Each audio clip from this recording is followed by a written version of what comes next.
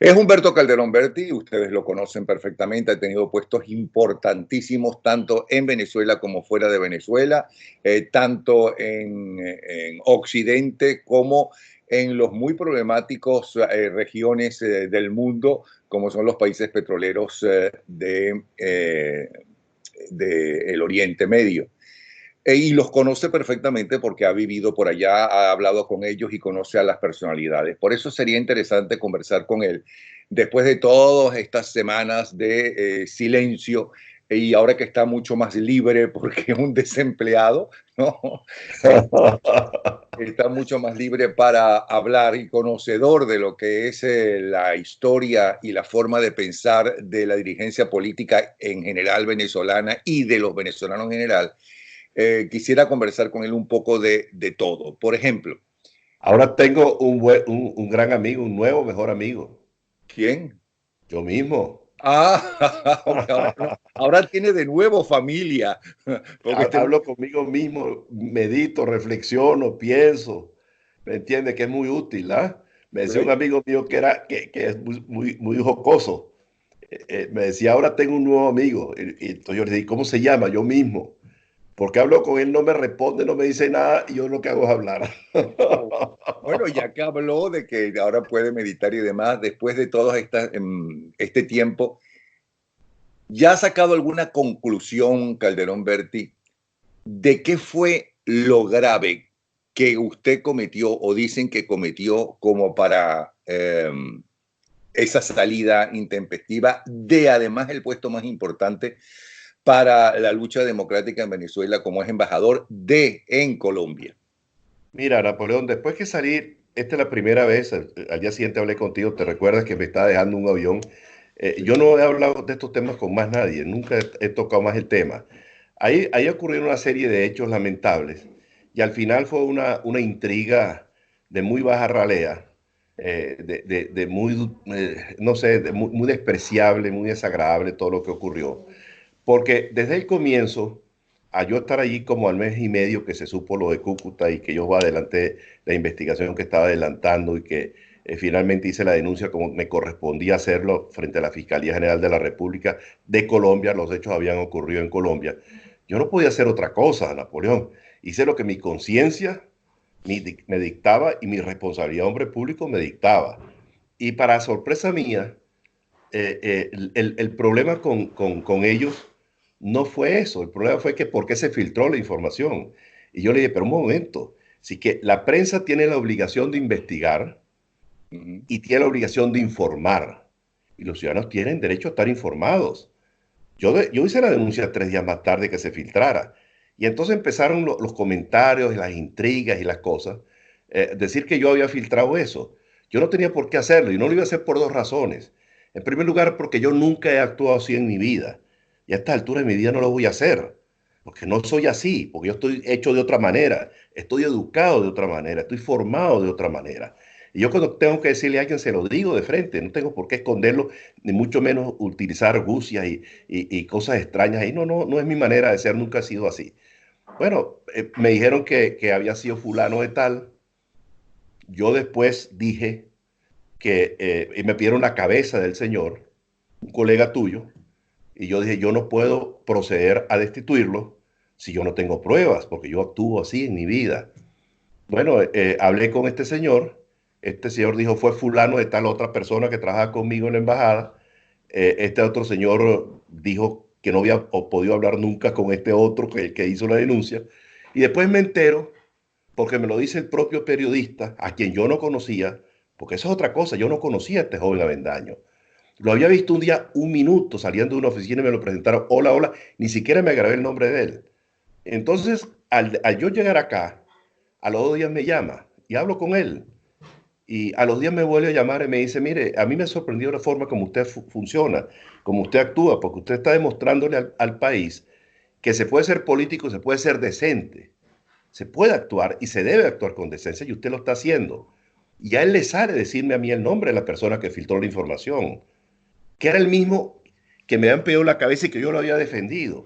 Y fue el que inventa todo lo demás, echándole la culpa a otro que era vinculado conmigo para que finalmente me pidieran la cabeza a mí. Eso fue lo que ocurrió. Una cosa lamentable, pues, pero ocurrió, punto. Ya eso pasó. Pero yo he tenido por norma toda mi vida, Napoleón, que cuando yo trabajo en algo y yo salgo de allí, yo cierro página, yo empiezo. El futuro es adelante. No hay que mirar para atrás. Pero la versión que tengo de una persona amiga suya, y lo voy a decir porque lo dijo en el programa Stefanelli, Ajá. es que al partido llegó por escrito la información de que se habían acercado a usted, no especificó quién, para ofrecerle la presidencia de la República y usted la había aceptado. Eso es totalmente mentira. Yo llamé a Stefanelli para aclarárselo. Stefanelli es amigo mío. Uh -huh. ¿Me entiendes? Eso no es verdad. Hubo unas reuniones donde se habló de ese tema y yo dije expresamente delante de testigos que no quiero mencionar, porque no quiero templar la cuerda, porque no es lo que yo debo hacer. Yo tengo que actuar como hombre de Estado en estas cosas. Y cuando hablaron del nombre mío, dije yo dos cosas. Que mi nombre no aparezca allí, por favor, uno. Y cuando se fue el emisario, uno de los emisarios, porque eran dos, uno de los emisarios dije, yo con fulano de tal no me retrato ni ahora ni nunca, que quede claro. Y eso fue lo que yo dije. Y hay testigos. Y ¿Y testigos quién es bien ese fulano? importantes. ¿Y quién es ese Pero fulano de tal? yo dije, y ahora te lo voy a decir, yo dije, yo no me voy a retratar nunca con Michael Moreno. Y eso las personas que estaban ahí lo escucharon. Y entonces después el documento donde había aparecido el nombre mío lo habían quitado, le ponen el nombre mío a mano. Yo el único documento que yo he visto fue el que puso las iniciales Guaidó, aceptando a Michael Moreno en la Junta y aceptando a Padrino en la Junta. Yo vi ese documento, yo sí, ese sí lo vi, con la media firma de Guaidó. ¿Me entiendes? Entonces no pueden venir a torcer las cosas y llegaron al extremo de que publican ese documento forjado media hora antes de llevar la rueda de prensa. Y no solamente con eso, sino que llaman a una planta de televisión de Miami para que tumbe la señal y no me saquen en vivo a mí. Bueno, Dios mío, ¿qué es esto? ¿Por qué? ¿Cuál es ¿Dónde radica todo esto? Esto radica todo que la gente que estaban incursos en esto, pues era gente vinculada con el círculo íntimo del poder. Pero yo no quiero insistir mucho en eso. Ojalá Dios quiera, no traten de influenciar en la Fiscalía de Colombia para que tuerzan los resultados de las investigaciones. Porque yo conociéndolos, ahora creo que son capaces de cualquier cosa, ¿no? No me estoy refiriendo a todos, ¿no? Por favor, porque no quiero generalizar, pero conociendo a algunos de los que han participado en estas cosas, ¿no? De manera tarde, bueno, yo pasé esa página y tan la pasé que la semana pasada, cuando se presentaron los problemas en la Asamblea Nacional, ¿qué fue lo que yo dije? Dije dos cosas. Los demócratas venezolanos debemos estar en torno a la única institución legítima que tenemos los venezolanos, que es la Asamblea Nacional. Eso lo dije. Cualquier resentido, cualquier persona hecha de una pasta distinta a la que yo soy, sale a aprovecharse de aquellas circunstancias. Yo no lo hice porque no es mi manera de ser. ¿Y qué fue lo segundo que dije? Celebro que Guaidó haya reconocido que se ha equivocado. Ojalá y rectifique. Fue lo segundo que dije. Y en tercer lugar, ojalá y no se deje tutelar. Eso se lo mandé a decir yo hace 6 meses con un íntimo amigo de él. Dije, revise su entorno íntimo, que es tóxico. Sí. Revise los vínculos políticos que tiene usted y sacúdase del tutelaje. Eso se lo dije yo Y, en privado. y le voy a advertir, Calderón, que en ese círculo aparentemente íntimo, que es tóxico, hay gente inclusive que está manipulando a diferentes periodistas de opinión en contra, a favor solamente de él y aparentemente a favor de Guaidó. Ese va a ser el principal enemigo que va a tener Guaidó y es un tipo que ya está nombrado y mencionado en 3 juicios en los Estados Unidos por trabajar con el narcotráfico. Bueno, En los Estados Unidos, o sea que no es invento de nadie, aparece allí en esos juicios. Pero en fin, bueno. ahora que está más libre, tanto usted como aparentemente Guaidó. Guaidó pidió que se le liberara de cualquier, de cualquier partido político, concretamente en el que él pertenece. Cuando fue presidente interino el año pasado, no votaron por él, votaron exactamente por el candidato que al partido que le correspondía dirigir la Asamblea Nacional, y ese partido lo escogió a él. Pero esta vez votaron por él. Eso significa en la política venezolana que ahora Juan Guaidó, primero, si pidió eso, es que se sentía amarrado. Por lo tanto, no estaba de acuerdo con alguna de las cosas que tuvo que hacer o que hizo. Corríjame si no es así. Y segundo, ahora está mucho más libre para hacer cosas, las cosas que mucha gente le está pidiendo y que no se hicieron, y que hace que, por ejemplo, el jueves, ellos anunciaron una manifestación para ayer jueves, ¿no? 4 gatos fueron, si es que fueron 4 gatos. Entonces, eso va a traer que él pueda, o eso significa que él pueda ahora estar realmente libre y que ahora sí haga lo bueno, las meteduras de pata, los grandes hechos, lo que sea, él como responsable. Mira, Napoleón, en la política no es discurso, las políticas son hechos, hechos muy concretos. La simbología es muy importante. Tú recuerdas que antes, en la democracia, los presidentes electos ordinariamente se les liberaban de disciplina partidista. Eso es lo que se decía en aquel momento. Que no era tampoco tan así, porque había mucha tejimaneje de los partidos. Y vean ustedes lo que ocurrió con Carlos Andrés Pérez, que en el fondo fue una gran conspiración de su propio partido, lo que hizo que él tuviera que salir de allí. Pero esto ahora es un poco distinto.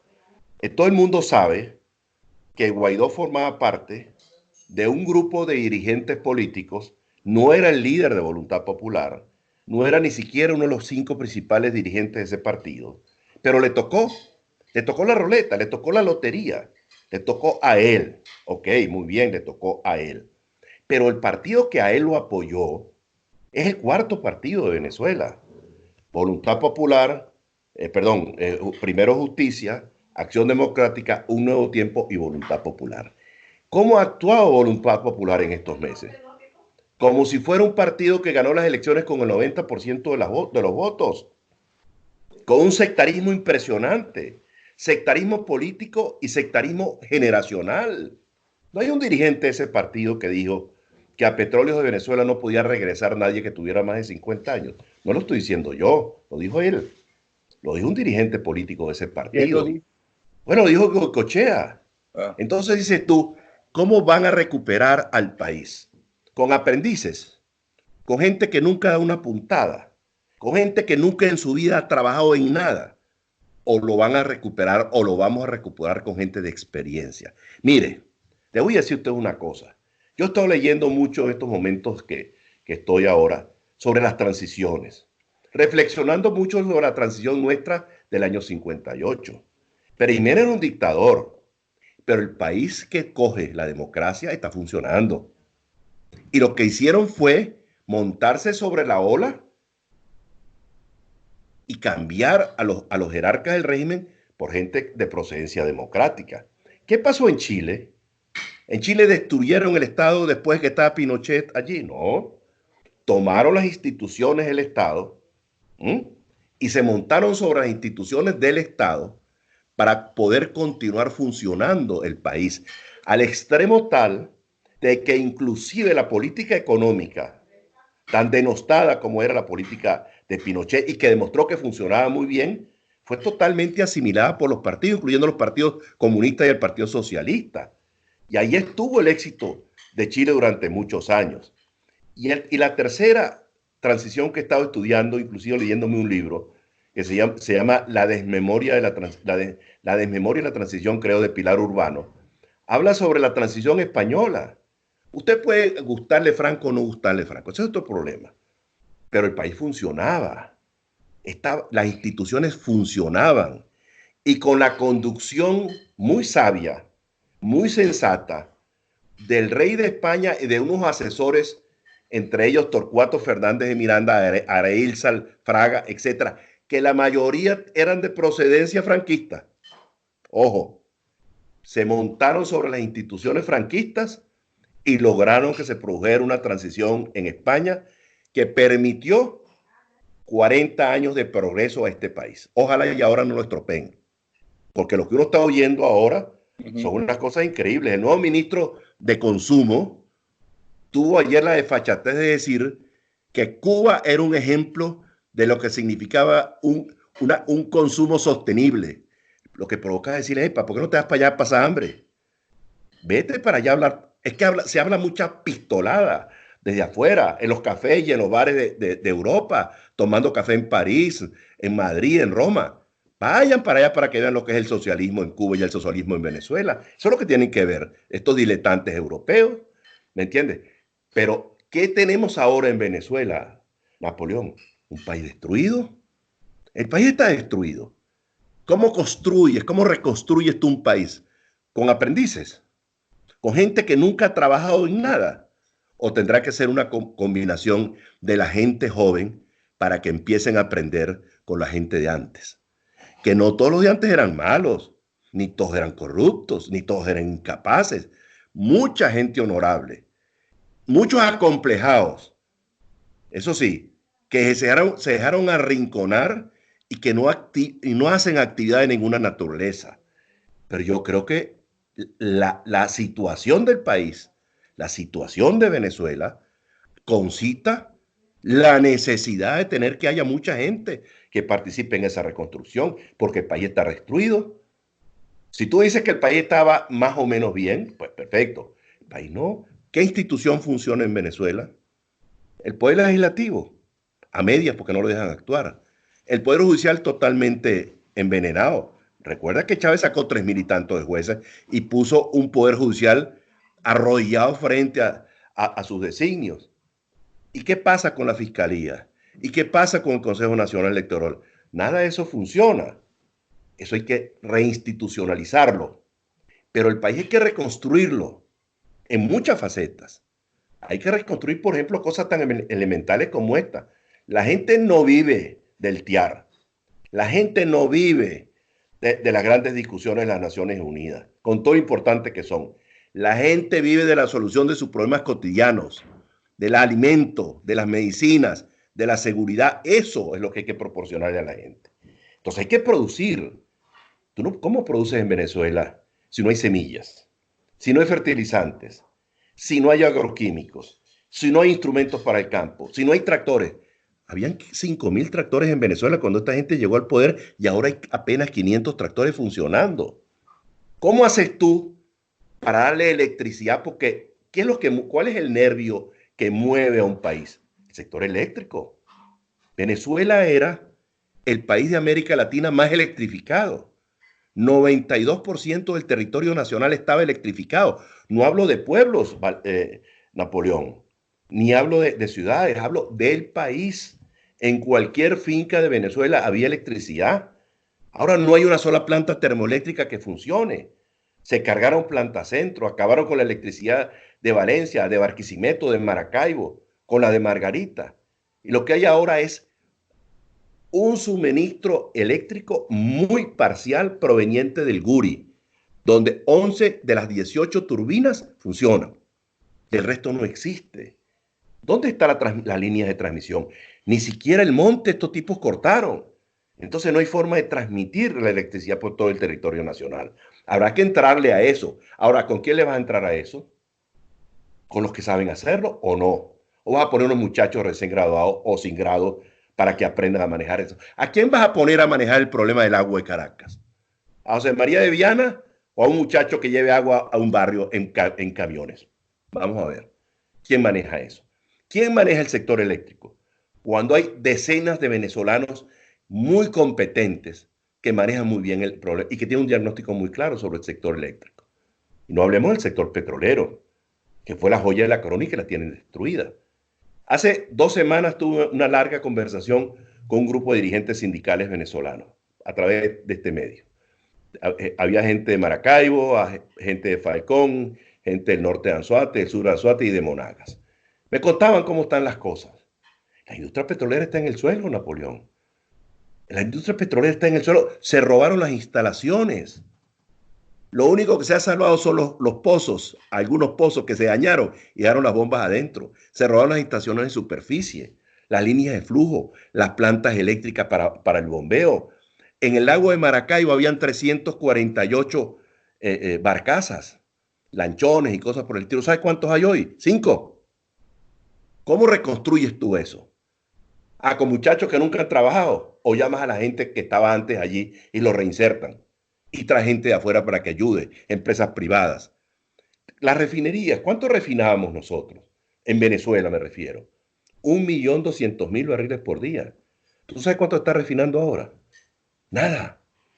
Hasta hace un mes se está refinando 200.000 barriles, pero esta gente hizo que las refinerías colapsaran todas.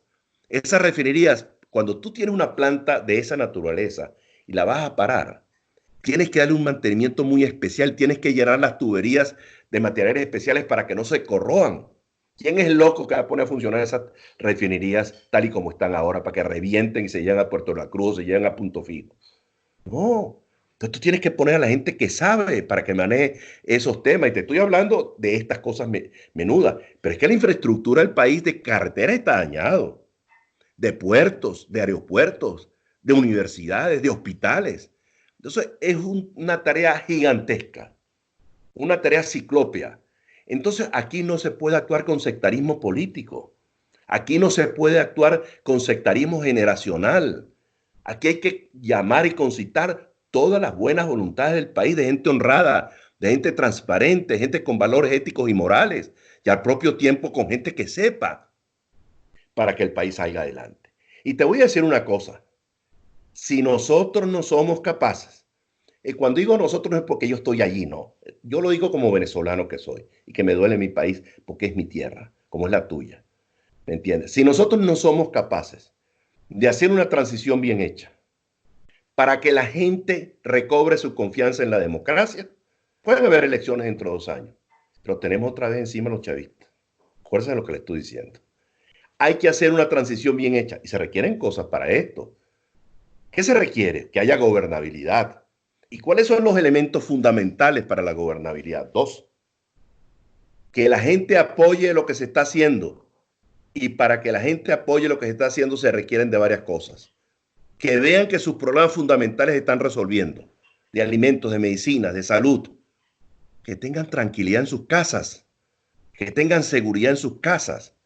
Y el segundo elemento fundamental para todo esto son las Fuerzas Armadas, pero las Fuerzas Armadas cuya responsabilidad está muy claramente establecida en la Constitución Nacional. Bríndeme la protección del territorio nacional, defiendan la soberanía nacional. No hay protección del territorio nacional hoy. No hay tampoco defensa de la soberanía nacional porque el país se lo han entregado a los cubanos, a los chinos y a los rusos y a los iraníes. Y en tercer lugar, es muy importante, la familia venezolana necesita vivir con paz, tranquilidad y sosiego. ¿Y quién garantiza eso? Las Fuerzas Armadas. ¿Para qué le dimos las armas a las Fuerzas Armadas? Para que nos protejan a nosotros. No para que matraque la Guardia Nacional a la gente. No para que atropellen a la gente como la atropellan. No para que haya buscando ver cómo hacen para ponerse en un real para completar el Bolívar. No, esas son sus responsabilidades. Si no hay eso, y algo que es sumamente importante, el buen ejemplo. Es que hablar de ética y de moral es muy fácil. Cuando tú tienes 20 o 25 años, que tú los tuviste y yo los tuve hace muchos años también, y tú dices, yo soy muy honesto, ¿qué vendes? En el fondo, humo, ¿o no? Claro. Porque no has trabajado nunca. Cuando tú tienes 70 años, o 75 años, o 60 años, lo que tú tengas, ¿qué vendes? Lo que tú has hecho. Tu trayectoria. ¿Has trabajado? Sí. ¿En qué has trabajado? ¿Cómo te has desenvuelto? ¿Cómo te has desempeñado? ¿Cuál ha sido tu normativa en el trabajo ética y moral? Puedes tú mirar en la cara. ¿Dónde has trabajado, donde has podido robar y no has robado, sino que has trabajado? En todos los cargos que he tenido. No, digo que es uno lo que se debe preguntar al escoger una persona. Así es. Así es. No es muy corriente encontrarse una persona de 78 años, que es la edad que yo tengo, que todavía trabaja habiendo sido ministro de Petróleo, canciller, presidente de PDVSA, presidente del INTV, director de reversión, presidente de la OPEP. Bueno, ahí está mi trayectoria. No es que estoy diciendo que soy el único, no, no tengo esa pretensión. Hay muchos venezolanos honrados, hay muchos venezolanos honestos, que son mayorcitos en edad, sí, pero que tienen bien el coco, ¿ah? Que no se dedicaron solamente a cuidar nietos, que es muy sabroso, ni a regar plantas, que también lo es, sino también a estudiar, a prepararse y a trabajar.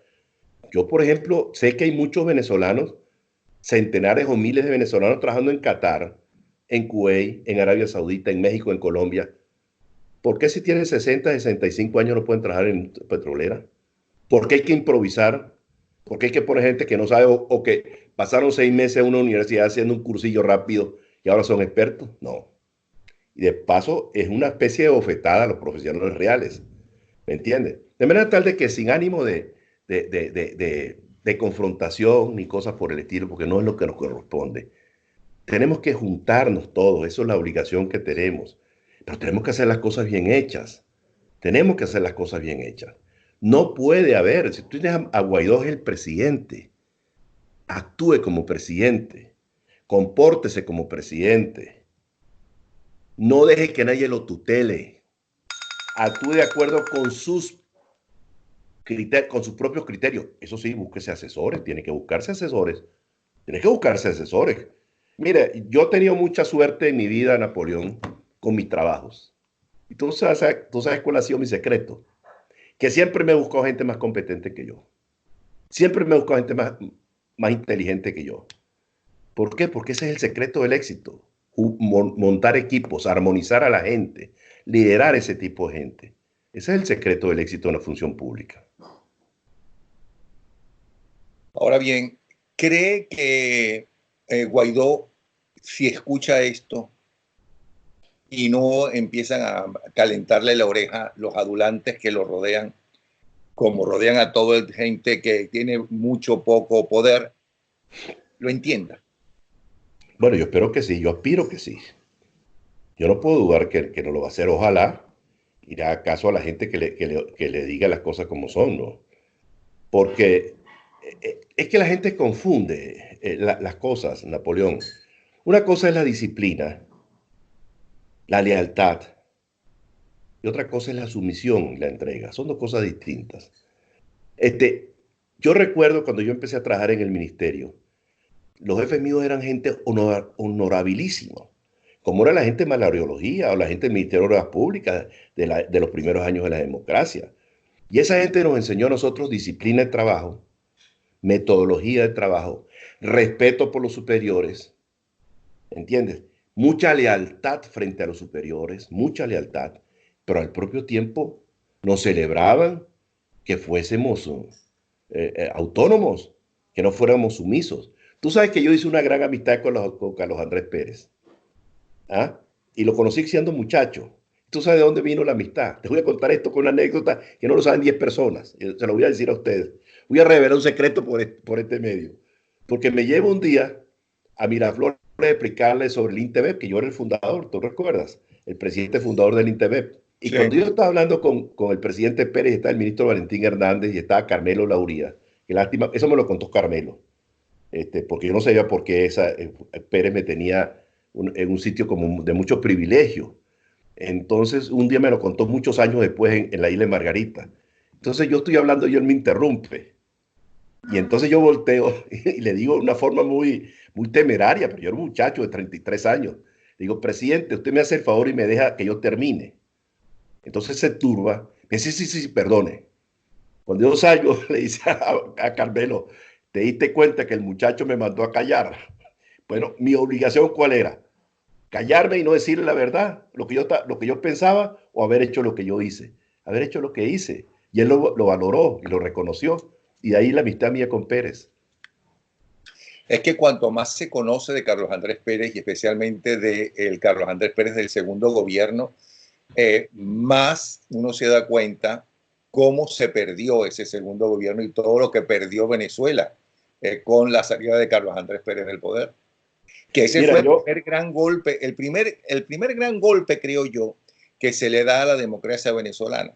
El primer gran golpe efectivo no es del 4 de febrero, es la destitución de Carlos Andrés Pérez por su propio partido, de paso. Así es. Nunca entendieron, jamás entendieron el tema de la apertura económica. Acuérdate una cosa, Napoleón. La mayoría de los dirigentes políticos venezolanos, los más viejitos más, y los menos viejos, pues un poco menos, son socialistas. Esa es la verdad. Son estatistas. Le tenían pavor a la libre empresa, porque entre otras cosas muy pocos habían trabajado en el sector privado. ¿Me entiendes? Y entonces en Venezuela es como pecaminoso decir que no es socialista, cuando yo creo que el grave drama de la época moderna ha sido la lacra del socialismo. País donde que cae en manos de los socialistas se acaba, porque para mí socialismo, comunismo, todo eso es la misma tontería. Grandes habladores de tonterías que producen muy pocos resultados, ¿me entiendes? Bueno, y Venezuela está marcado por eso. Yo lo he vivido mucho como joven, cuando fui joven, ¿no?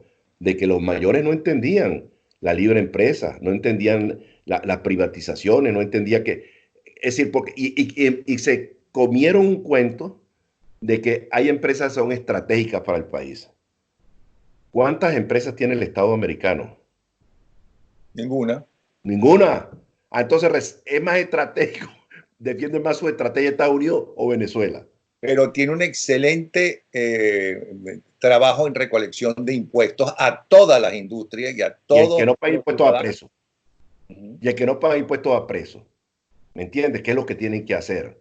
Pero entonces no resulta que Venezuela tenía que ser el petróleo, el hierro, el aluminio, la electricidad, todo en manos del Estado. Le faltó uno. Final, le faltó uno, cuando Chávez, las areperas. Porque hasta las areperas tenía. Sí. Bueno, y fíjate el resultado. Y la ruta de la arepa. Napoleón, el resultado del estatismo, ¿cuál ha sido? El resultado del estatismo es que todas las empresas que aquí hay en manos del Estado, sobre todo el Estado actual, están quebradas. Están absolutamente quebradas. Nómbrame una sola empresa del Estado que esté dando beneficios. Ninguna. Ahora, ¿qué hace uno para convencer a la gente que ese camino es equivocado? ¿Qué hay que hacer para que la gente se convenza que lo del Estado es la salud, la educación, que exista un marco claro para que la gente invierta dinero y ganen plata y paguen sus impuestos y esos impuestos le lleguen al pobre en educación, en salud y en igualdad y darle oportunidades para que progresen? ¿Qué es lo que un país tiene que darle? De trabajo, es decir, aupar que haya nuevas industrias privadas para que tengan puestos de trabajo y que la gente como tenga puestos de trabajo. Mira, Napoleón, la gente se equivoca mucho. ¿Dónde los dirigentes políticos de la democracia venezolana, de dónde eran? Muchachos de clase media, casi todos. Yo no conocí ningún dirigente político venezolano de la democracia que hubiese nacido en Cuna de Oro ni en el Country Club de Caracas. Ninguno. Eran muchachos todos del interior, todos. Orientales, andinos, llaneros, etc. ¿Qué fue lo que recibimos? La oportunidad de estudiar. Y después que nos graduamos en Caracas, nos mandaron a especializarnos afuera, a estudiar en las mejores universidades del mundo, a prepararnos. Yo salí muchos años antes del Gran Mariscal de Ayacucho, pero buena parte, las grandes legiones de jóvenes venezolanos que se formaron en la democracia, se formaron con el programa Gran Mariscal de Ayacucho. ¿Se le pedía carnet político a la gente? No. ¿Se le pedía docilidad o subordinación? No. Si en la democracia, Napoleón, ¿quiénes eran los agregados culturales de las embajadas durante la democracia? ¿Quiénes eran? La izquierda. Izquierda, les encantaba eso. Entre otras cosas porque podían tomar aguardiente, tomar café y fumar cigarro en abundancia, porque eso es lo que les gusta a esa gente. ¿Me entiendes? Pero bueno, compartíamos con ellos o no. Éramos amigos. Compartíamos con todos ellos, no éramos enemigos. Bueno, yo tengo cuentos de la época de la democracia, de elementos que yo sé. Mire, mi mejor amigo en la universidad, mi mejor amigo de la universidad, yo era demócrata cristiano. Y el mejor amigo mío, que sigue siendo, gracias a Dios, está vivo y sigue siendo amigo mío, era comunista. ¿Tú sabes dónde se enconchaba? En mi casa. En mi casa se enconchaba, cuando lo buscaban se enconchaba en mi casa. Y era mi mejor amigo, y era comunista. Sofía y Carlos Rangel encontraron más de uno. Claro, claro, así era, éramos amigos todos y no éramos enemigos. Pero bueno, ahí vamos. Pero es muy doloroso eso. Y escuchándolo hablar, después que lo dijo, ahora en el último minuto, me pareció gravísimo algo que dijo. Es decir, Guaidó firmó que Michael Moreno, que es un delincuente, y Padrino López, que es un asesino, participaran en esto y por una intriga no aceptaba, aunque fuera verdad, que en un cambio usted fuera presidente. No, pero oye esto. ¿Quiénes fueron los que aparecieron el 30 de noviembre, el 30 de abril? En Pero el usted planta sabe de lo que eso significa, perdone. no, Entonces no claro me que lo extraña sé. que tengan como asesores gente que esté involucrada con el narcotráfico. No me Pero, extraña pero, para pero nada. yo lo vi. A mí no ahora a lo mejor salen a decir que es mentira. Yo lo vi. Y lo vimos por lo menos 5 o 6 personas. Lo vimos 5 o 6 personas. A lo mejor destruyen el documento, no lo sé. Pero yo lo vi. Y yo pregunto, ¿y esto qué es? Esta es la media firma de Guaidó. Y después entonces el muerto me lo querían cargar a mí. ¿Me entiendes? Ahora, ¿cuál es la salida? No, yo creo que aquí no hay otra salida sino seguir trabajando para que ¿Trabajando produzcan. con quién y en qué? Bueno, yo creo que hay que apoyar a la Asamblea, hay que darle el beneficio de la duda, hay que ver cómo actúa. Y una reflexión que sí quiero hacerte, Napoleón, pues yo creo que es importante. Mira, tú recuerdas, porque tú eres menor que yo, pero tú has vivido mucho y además has vivido en el mundo de los medios que estás enterado de todo. ¿Tú recuerdas actos bochornosos que hayan ocurrido en la democracia, en la Asamblea, en el Congreso de la República? ¿Te recuerdas alguno? Aparte de peleas, no. Ah, ajá. Ni en los días más aciagos, ni en los peores momentos de la democracia, en el Congreso Nacional hubo casos de corrupción como la que estamos presenciando. ¿Por qué? Porque aquellos eran marcianos y estos no lo son, no. Porque había escrutinio para ver quiénes iban a ser los que iban a ir al Congreso. Había un cierto celo, había un cuidado en escoger a gente que no fuera a hacer cosas indebidas. ¿Que las hicieron? Es posible que las hayan hecho, sí. Pero ver a un grupo de parlamentarios como lo que hicieron, ¿de qué partidos eran? ¿De qué partidos eran? ¿De ellos? ¿Y por qué estaban ahí?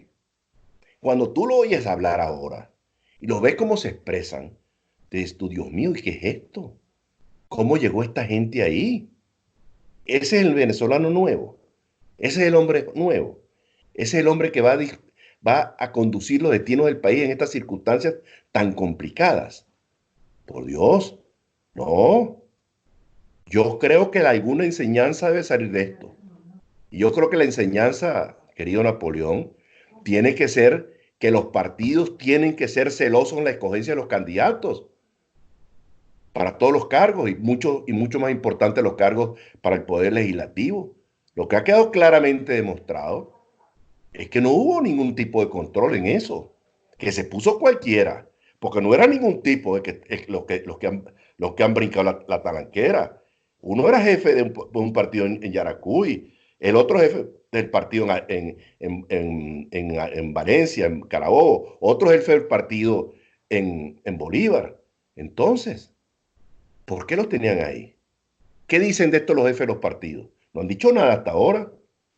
No han dicho nada.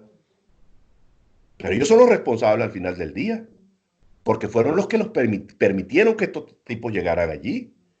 ¿Me entiendes? Gente sin credenciales y sobre todo sin valores éticos y morales. ¿Me entiendes? Porque la gente no es que le hayan ofrecido a uno 1 millón y otros 2 millones, no. Pero yo me pregunto qué ha pasado con la sociedad venezolana. Porque toda esta gente sale de la sociedad, es parte de nosotros. Ellos no son extraterrestres, ellos llegaron allí. No solamente esos asambleístas, yo lo veo en líneas generales, pero cuando yo escucho hablar a estos muchachos, sobre todo en los del 2014, estaban muy claros en lo que era la Constitución, hablaban muy bien, ¿no? Entonces decía, bueno, hablaban mejor que inclusive nosotros en los años 60 y 70. qué pasó Muy después? fácil. ¿Cuál ha Te voy sido a la decir formación lo que que ha pasó. tenido? Yo sé qué fue lo que pasó. Lo que pasó fue lo siguiente, mira. Lamentablemente, y por muy valioso que sea, Napoleón, el asfalto no te da credenciales para conducir el Estado. No. Nosotros los dirigentes políticos de antes éramos formados en los centros de formación política que los partidos tenían. Y los mayores de nosotros nos daban libros, nos llevaban a conferencias, nos ponían a leer, conversamos con ellos. Yo con mi gente, con Luis Herrera, con Pedro Pablo Aguilar, con todos ellos, Rodolfo Cárdenas, etcétera. Pero en los otros partidos también habían doctores y habían gente que enseñaba. Yo creo que el que más se destacaba en todas estas cosas era Copey. Eso es la verdad, que tiene un centro de formación que todavía existe, por cierto, que es el IFEDEC, pero que está en otra Pero han cosa. salido la Giribalera también. Bueno, pero porque todo puede, de todo puede ocurrir, ¿no? Todo puede ocurrir, pero el grueso de la gente fue muy bien formada. ¿Cuál es el problema central ahora? Todo lo que yo te he dicho que hay que hacer en Venezuela, y mucho más de lo que te he dicho, evidentemente, se puede hacer con recursos, con trabajo, con esfuerzo, con dedicación, con plata, ¿me entiendes? Pero hay algo que requiere algo mucho más importante, que es el rescate ético y moral de la población. Es decir, ¿eso de qué va a requerir? Básicamente de una buena prédica en el discurso y en la praxis. Porque si la gente sigue oyendo a gente hacer un discursito y hablando de la corrupción y por debajo hacen una cosa distinta, por ahí no van las cosas. Ahora, una cosa que también me intriga. La verdad que yo no envidio para nada al gobierno de transición, porque es un gobierno que va a tener que tomar medidas muy duras para poder empezar a reconstruir el país.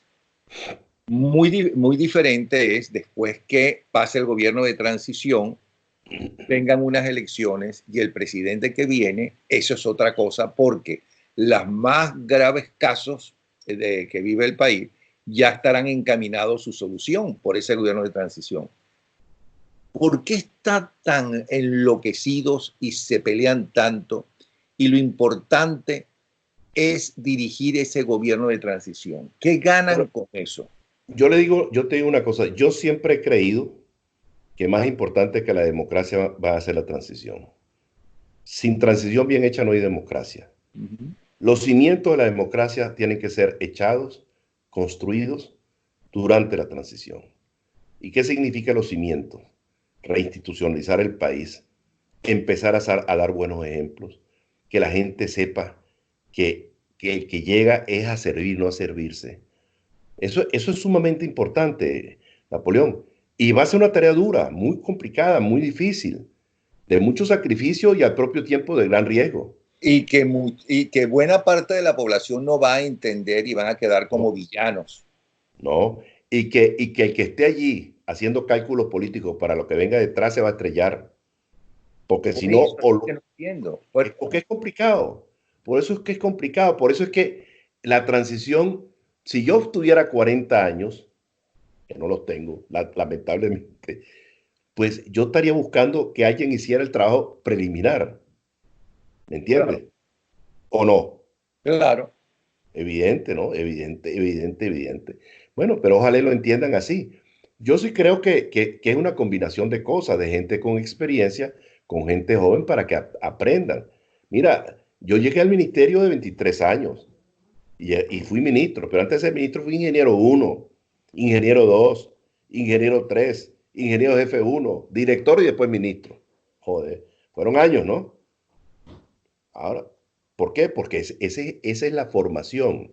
Tú tienes que aprender a hacer las cosas bien hechas y tienes que tener disciplina y tienes que tener buenos maestros. Alguien que te enseñe cómo tiene que ser, no solamente lo profesional, sino lo ético y la moral. Nosotros tuvimos unas enseñanzas extraordinarias. Los tuvimos en el Ministerio de Minas, estaba el doctor Luis Plas Grusual y otros insignes venezolanos, Sirigliano, Sarría, Alayeto, etcétera, que fueron los maestros de nosotros. Gente impecable desde el punto de vista ético y moral. Y en malariología estaba Arnoldo Gabaldón, que están mis primos Berti, que fueron ejemplo de honradez y de rectitud toda la vida allí y formaron gente. Y en el MOP antiguo Había gente de primera línea, ¿eh? Que fueron muy bien formados para el trabajo. Todo eso fue destruido. Nada de eso existe. Ahora, ¿que eso se puede hacer? Sí, hay que hacerlo. Es obligación hacerlo. Ahora, la pregunta es, ¿eso es lo que hay? Sí, pero hay que tener una actitud vigilante frente a las cosas, Napoleón, de que las cosas se hagan bien hechas. Yo tuve un hálito de esperanza cuando Guaidó dijo que reconocía que había cometido unos errores, que está dispuesto a rectificar. Ojalá y sea verdad. Ojalá. Bueno, Ahora, pues puede ser que él lo quiera hacer y no lo dejen, ¿no? Por eso es que tiene que sacudirse de las tutelas. ya lo pidió, ya se sacudió, ¿no? O todavía no, no es Bueno, no oficial. sé. Y es que yo creo que la tutela fundamental existe todavía. Bueno, una cosa es la tutela y otra cosa es asesorarse con gente de Ah, diferentes no. edades, que es muy Asesoría es fundamental. difícil. Una cosa, en los próximos meses, según la Constitución, hay que elegir a la nueva Asamblea Nacional. Entonces, los luchadores democráticos tienen ahí un gravísimo problema. El Consejo Nacional Electoral, con este gobierno, ellos sí están claros en lo que quieren, quedarse en el poder. Y el Consejo Nacional Electoral es muy importante para quedarse en el poder. ¿Qué cree usted que debe hacer Mira, los luchadores democráticos frente a este problema? esta mañana leí unas declaraciones al levantarme del secretario Pompeo. Ah, sí. Uh-huh. Bueno, ahí está todo. Lo que dice Pompeo es la Biblia. Lo que dice Pompeo es la Biblia. Es decir, mira, eh, yo no creo que ir a unas elecciones con el actual Consejo Nacional Electoral es un disparate. Hay que reformarlo. Hay que tener supervisión internacional. Tiene que haber un registro electoral confiable. Tienen que votar los venezolanos que están en el exterior. Todas estas cosas hay que hacerlas. Eso lo hizo Pompeo ayer. Está más claro que los venezolanos. Esa es la norma. Debería ser la norma. Por ahí deberíamos irnos todos nosotros. Ahora, ¿eso es factible? No lo sé. Ahora, otra cosa que es un tema muy sensible y que a lo mejor tú lo dices y le cae mal a algunos y otros no. Este, mira, Saddam Hussein estuvo en Irak durante más de 40 años. Primero como vicepresidente y después como presidente. 40 años más o menos estuvo en todo eso. Y él era parte de la minoría sunita del país, sunita, que están comiendo la torta completa durante 40 años. Ya los chiitas lo tenían de medio lado. Viene el derrocamiento de Saddam, viene la ejecución de Saddam, se monta al-Maliki, que es chiita, con el apoyo de Irán, y hacen dos cosas. Primero, acabaron con las Fuerzas Armadas, que eso fue obra de los Estados Unidos. Disparate.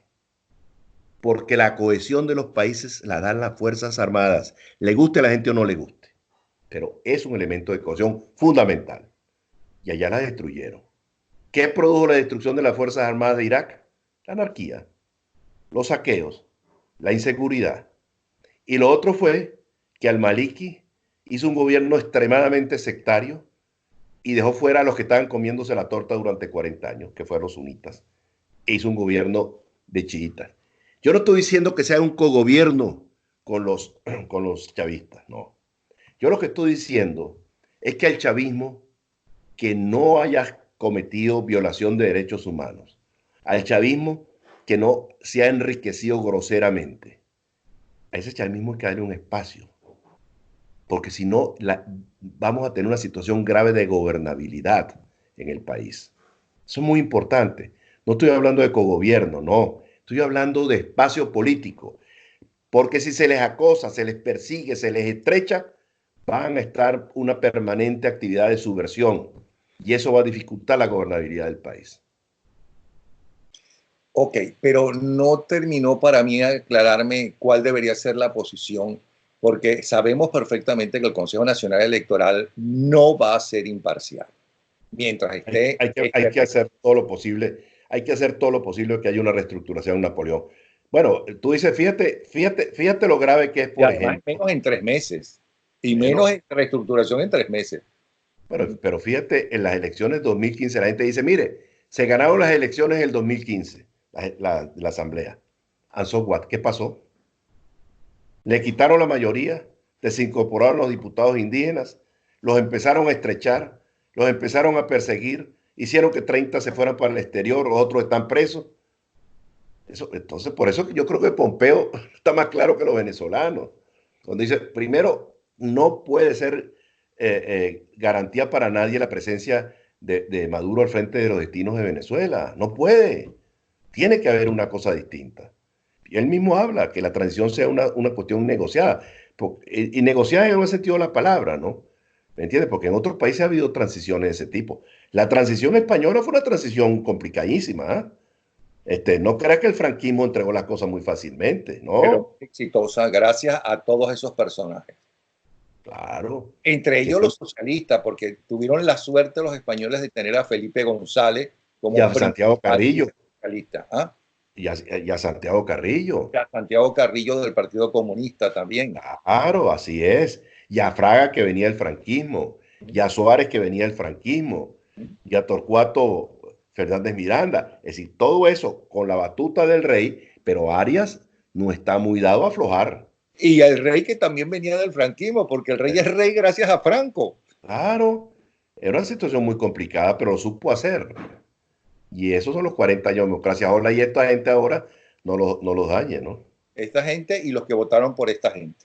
Claro, así Sobre es. todo por los que votaron por esta gente, a pesar de, en el caso de Podemos, todo el historial que tienen que está grabado. Sí, Pero señor. entonces tiene razón Guaidó cuando dice primero cese de este gobierno. Así Porque es, no sin puede duda. cambiar el Consejo Nacional Electoral con Maduro en el poder y su gente, porque no solamente Maduro. Y luego, una vez que cese esta banda de delincuentes, que no son políticos, porque ese es otro problema que tiene la lucha por la democracia. No se está peleando con políticos, se está peleando con un grupo de delincuentes. No se está peleando con unos políticos que son comunistas o nazis o lo que usted quiera. Se está peleando con unos narcotraficantes, con unos delincuentes. Entonces eso es como más difícil y los están tratando como si fueran políticos. Los están tratando como si fueran un dictador malo, pero un dictador. No, tú tienes toda la razón. A mí la cosa que más se me parece al chavismo, madurismo, es el nazismo alemán. Las SS y las SA de Alemania son la cosa más parecida a los colectivos venezolanos. ¿Quiénes constituían los SA? Las camisas pardas, la escoria, bandidos, delincuentes, echados a perder, y se les dio poder. Y esos son hoy por hoy los colectivos venezolanos. A mí eso que me dice que si los colectivos gente bien intencionada, no. Yo eso no lo creo. Tienen que demostrarlo. Bueno, mi Bueno, querido Napoleón. ¿sabe quién también debería escuchar esto que usted nos dijo en este programa? ¿No? La Comunidad Económica Europea, los europeos, que siempre están, que ellos son muy liberales, muy amplios, del bolsillo para afuera, pero del bolsillo para adentro es todo lo contrario, ¿no?